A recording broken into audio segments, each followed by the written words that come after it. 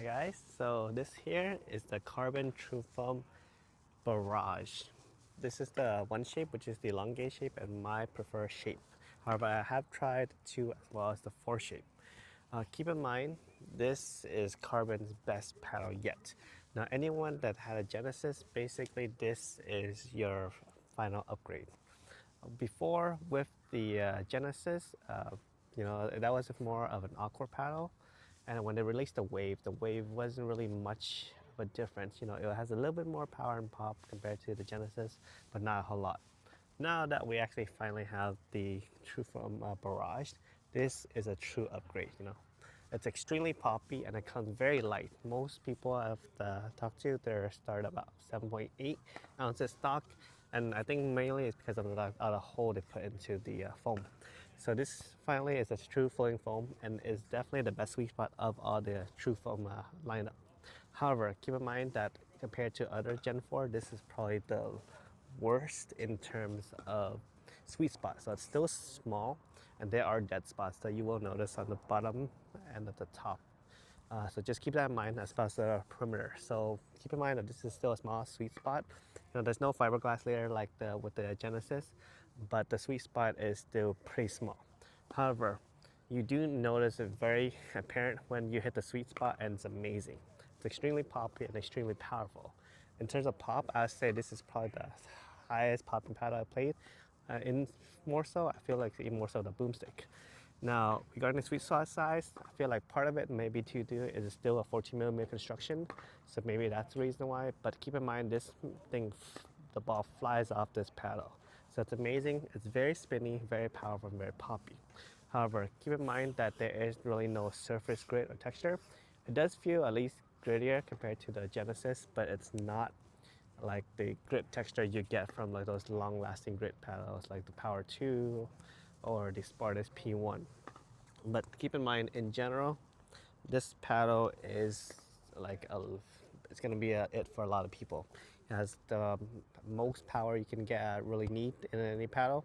Like the upper tier power, I would say more so like mid to high tier power paddle right now. Very comparable to like the local in terms of power. Pop wise, I would say this is poppier than that, and then I would say it's even poppier than the boomstick in some ways. Mainly so I feel like because it's so very easy to use. Keep in mind that in general, this paddle excels at everything, but it still doesn't have a long-lasting grit. So for some people like that, they might not like that. But those that have used the Genesis know that the spin really comes from the dwell. I feel like the dwell on this thing is still very nice. It's very plush.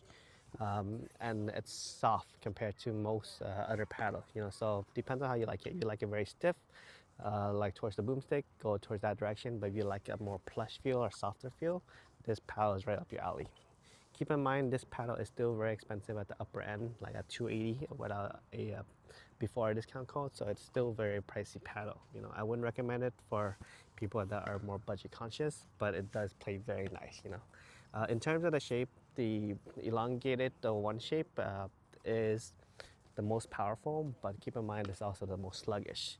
One thing I dislike about this paddle is the grip is huge. It's kind of too thick for me.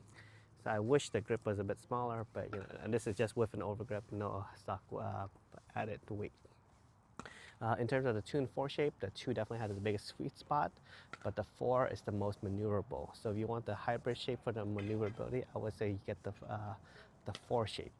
If you like power, get the elongated 1 shape. In terms of the 3 shape, I haven't tried that with this paddle, but in my experience, usually the 3 shape is a bit too sluggish to me. And I would say just stick with the original 1 shape if you like elongated in general.